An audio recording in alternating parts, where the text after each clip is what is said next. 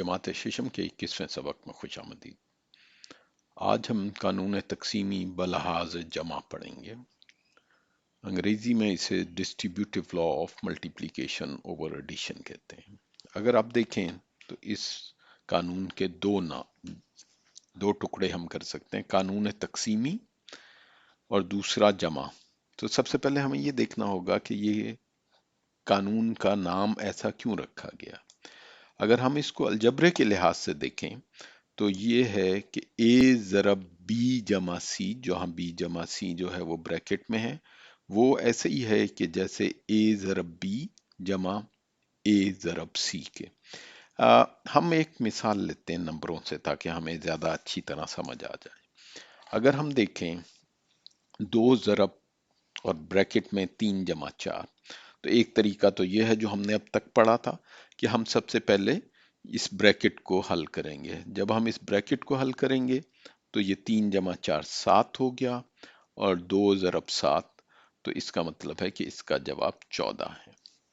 लेकिन जो हमारा कानून तकसीमी बलिहाज जमा है वो ये कहता है कि हम इसको और एक तरीके से भी लिख सकते हैं। मैं इसका रंग बदलता हूं, तो 2 ज़रब 3 जमा 4 इस कानून तकसीमी बलिहाज जमा के लिहाज से ऐसे भी लिखा जा सकता है, 2 ज़रब 3 जमा 2 ज़रब 4।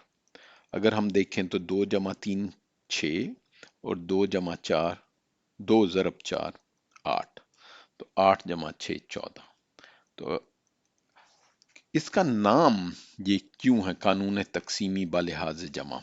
अगर आप देखें हमने इस चीज को दो टुकड़ों में कर दिया, तकसीम कर दिया 3 जमा 4, और हम इसको 2 के साथ ज़रब दे दें और जमा, तो ये कानून तकसीमी बलिहाज जमा है। मसलन मैं आपको एक और मिसाल करके दिखाता हूं। हम लिखते हैं 2 ज़रब 14। हम इस 14 को तकसीम यानी कि इसके 2 टुकड़े कर सकते हैं, कोई भी से भी टुकड़े कर सकते हैं। मसलन मैं इसको लिख सकता हूं 2 ज़रब 10 जमा 4, और अगर हम इसको देखिए तो ये 2 ज़रब 10 जमा 2 ज़रब 4, और ये आ गया 20 और ये आ गया 8, और अगर हम इन्हें जमा करें तो 28 है, और 2 ज़रब 14 भी 28 होता है। अगर आपको 14 का पहाड़ा ना आता हो तो हम इसको इस तरह टुकड़े करके भी कर सकते हैं। इसका फायदा क्या है उसको हम एक और मिसाल से देखते हैं, और मैं उसके लिए एक और रंग ले लेता हूं। तो एक और हम मिसाल देखते हैं और हम देखते हैं कि भाई इस कानून का क्या फायदा है। चलिए हम एक सवाल लिखते हैं कि 25 ज़रब 10 जमा 8। अगर आप इसको हल करें तो हमें सबसे पहले ब्रैकेट को हल करना चाहिए। 10 जमा 8 18 है, तो ये बनता है। अब ये एक मुश्किल ज़रब है, अगर आपने बगैर कैलकुलेटर के करनी है तो वो ऐसे होगी 25 ज़रब 18। मैं अभी इसको इस तरह नहीं कर रहा, लेकिन आप इससे कर सकते हैं। लेकिन हम कानून तकसीमी बलिहाज जमा के लिहाज से इसको ऐसे भी लिख सकते हैं, 25 ज़रब 10 जमा 25 ज़रब 8। अब बहुत आसान हो गया। 25 ज़रब 10 जो है वो 250 है, और 25 ज़रब 8 जो है वो 200 है, और अगर आप इसको जमा करें तो ये आ जाता है 450। ये मुकाबलतन करना आसान था।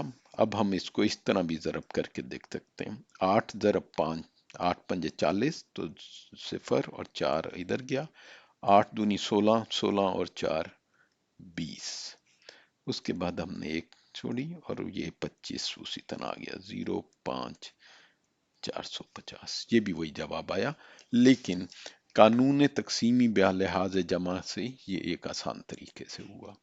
तो आज हमने एक कानून तकसीमी बलिहाज जमा पढ़ा है, जिसको अलजबरा की ज़बान में ऐसे कहा जा सकता है कि अगर ए ज़रब ब्रैकेट में बी जमा सी हो तो वो बराबर है ए ज़रब बी जमा ए ज़रब सी के। इसके साथ ही हम आज का सबक ख़त्म करते हैं। اگلی دفعہ ہم قانون تقسیمی بلحاظ منفی وہ پڑھیں گے، اور آپ کو سوچنا چاہیے کہ وہ کیا ہوگا۔ چلیے اگلے سبق تک خدا حافظ۔